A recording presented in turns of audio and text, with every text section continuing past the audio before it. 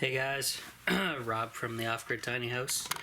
Want to introduce you to the new prototype survival stove that you're looking at here.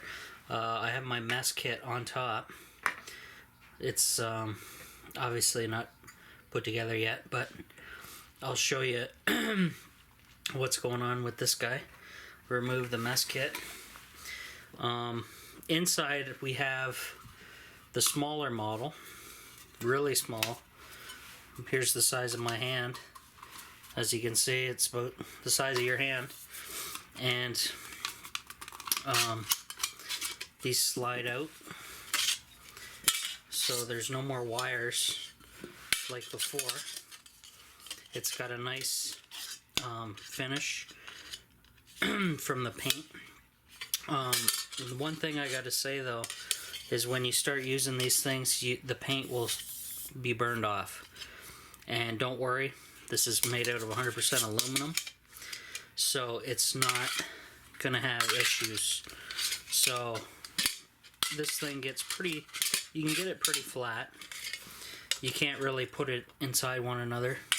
I'm thinking about making, or we're making a model that everything slides into one another, but we'll see. We'll see how that goes. But for now, it's, you know, that much. It doesn't go totally flat because of your edges.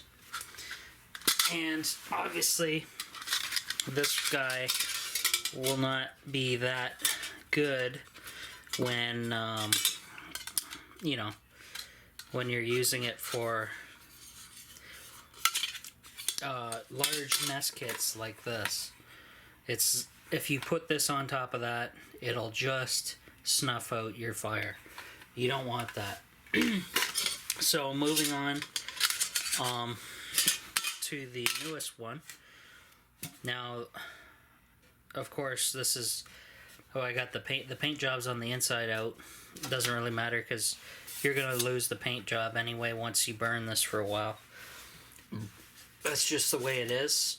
It's made similar design, much larger, with the added holes. So obviously the larger holes go on the top, so your smoke can escape. And if I put this mess kit on here, it has, you have your four corners, you have these holes for the flames to flame and exhaust to exhaust out. Then you have smaller holes down along the bottom as fresh air is drawn in for the burn, of course. So I'm going to take the mess kit and set that up in a bit. For now, we'll disassemble the stove so I can show you that. It's similar. These are actually sit flatter, these panels. As you can see, they're cross broken, so they have more strength. These are the two flat panels, and then you have there's only two with the edges, and you don't want to mess these edges up or you won't be able to get your stove back in place. Now, tell me what you guys think on size wise. Is this too large for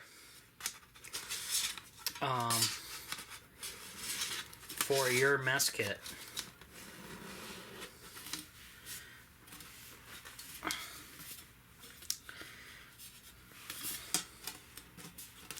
I don't know exactly. Everybody's got their own different style of mess kit and everything, so I'm not quite sure what everybody has, but you can always incorporate it. And you can even, look at this, guys. You don't have to put all four corners up. You can leave the front open. And what this does is you can have your mess kit on here, whatever size. Of course, you want to pull in the edges to fit your size, and then that way you still have a feeder access for throwing fuel in. Now, of course, this was upside down, and one of my holes is actually reversed, but that's just fine.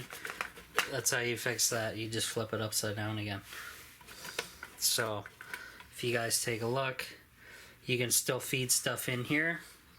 It's directing all the heat upwards so you get maximum burn on your mess kit, or your cookware, I should say. And then if you want to just go ahead and use the 4, you can still do that. The 4-piece, make it a box square. It's all up to you what kind of situation you want, whatever your situation you're in. But I think this works out okay. Let me know if you think the size should be a little bit smaller than what it is. I don't have a tape measure with me right now, but I believe it's 6, it's 6 square, basically, all the way around. So 6 inches, and 6 inches tall, right? So I'll get the mess kit out now, and I'll just set that guy there. Now, of course, most people will set it up with everything hooked up. These just slide in. Actually, that's backwards. That's why it wasn't going in.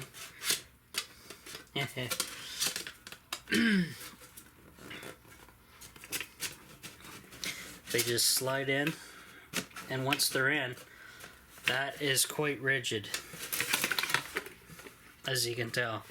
Now, this one was put in upside down, but that's no big deal.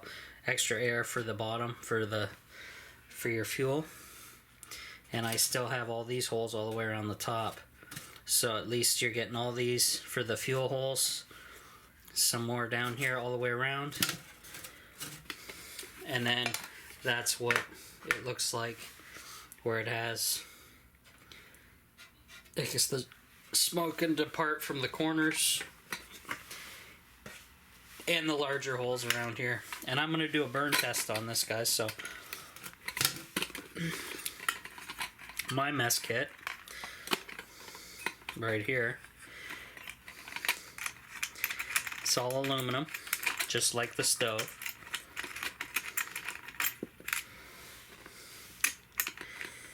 And pop that off. Now, mine comes with, it has a actual pan to cook in with a handle. So that's kind of what I would normally use. But you also have a pot with a hanging wire, so you could hang that even higher above your cook stove and then boil some water or whatever. Now, inside my stove I have utensils and magnesium fire rods. I should put some tinder in there, which I will be doing.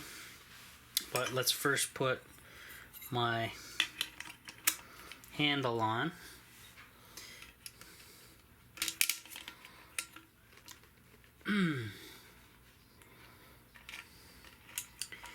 And we will fit this again with the handle. Now, of course, with the handle being so long, since I have experience with this, if you have nothing in there, it will try and be unbalanced, and you may have issues that way. And there's also your eating pan, which you can just fit on there to warm stuff up as well. Try not to burn it though, because there's a lot of heat here.